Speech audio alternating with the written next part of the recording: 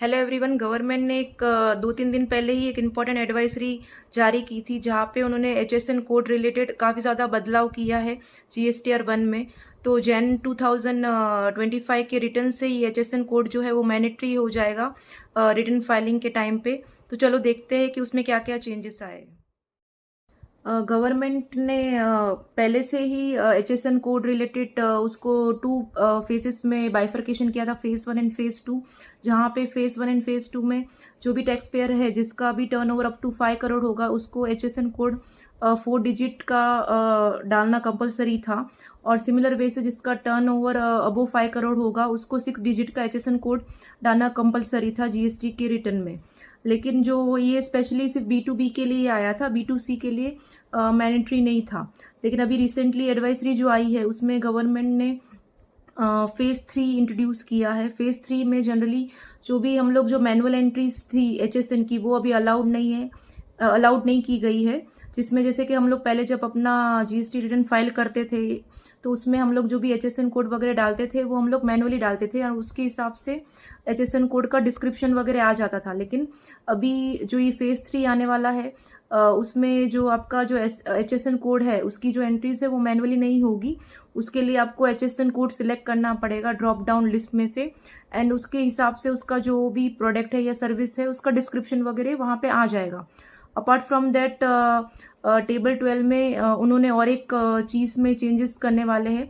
वहां पे अभी आपको वैलिडेशन का एक टैब वगैरह आने वाला है। वैलिडेशन के लिए पूछा जाएगा, जिसमें उसमें आपका जो टेबल 12 है उसको 2 कैटेगरी में बाइफर्केशन किया गया है।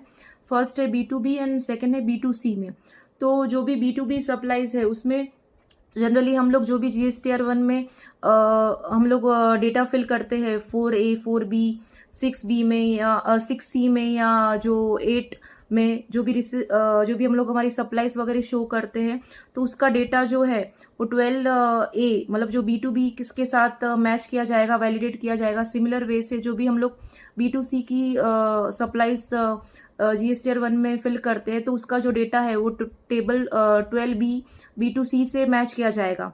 तो ये इनिशियल स्टेज है। तो इनिशियल स्टेज में अभी ये दोनों जो टेबल 4 का और टेबल 6 है या टेबल 8 का डेटा जो है या B2C का जो डेटा है वो टेबल 12 से मैच करने में आएगा। लेकिन ये अभी मैंडेटरी नहीं किया गया है। ये सिर्फ अभी एक आपको एक वैलिडेशन का सिर्फ एक पॉपअप मैसेज आएगा, लेकिन एक वार्निंग की तरह से एक मैसेज आएगा अगर आपका जो भी डेटा है दोनों अगर मिसमैच है तो। लेकिन मिसमैच होने के बावजूद भी अभी गवर्नमेंट स्टिल उसको अलाउ करेगी कि हम लोग हमारा जीएसटीआर 1 फाइल कर सके। अभी तक उसको कंपलसरी नहीं करने में आएगा कि अगर मिसमैच भी हुआ अगर आपके डेटा में तो हम लोग जीएसटीआर 1 फाइल नहीं कर पाएंगे। तो अभी फिलहाल के लिए तो ये कंपलसरी नहीं है। सिर्फ आपको एक वैलिडेशन का के हिसाब से एक वार्निंग की तरह से सिर्फ एक मैसेज आएगा कि जो आपका जो डेटा है दोनों जो भी हम हमारी सप्लाईज वगैरह शो कर रहे हैं उसका डेटा आपके टेबल 12 से मैच हो रहा है या नहीं।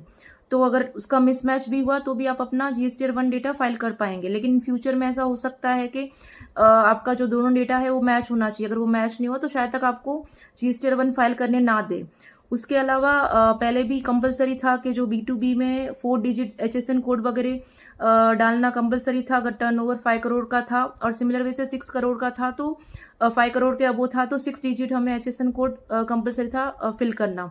तो सिमिलर वे से अगर हम लोग कोई भी हमारी सप्लाईज अगर B2B में फिल करते हैं तो टेबल जो 12 है उसमें हम लोग एचएसएन कोड ब्लैंक नहीं रख सकते। वहां पे हमें उसका जो डेटा है डालना कंपलसरी है। टेबल 12 में जो B2B का जो डेटा अगर हमने नहीं डाला तो वो आगे हमें मूव नहीं करने देगा और हम लोग को आगे फिल नहीं करने देगा। तो जो अगर हम लोग B2B की सप्लाईज अगर हम लोग रिपोर्ट करते हैं तो कंपलसरी है कि हम लोग जो टेबल 12 है उसका जो भी डेटा है उसको एम्प्टी ना रखें।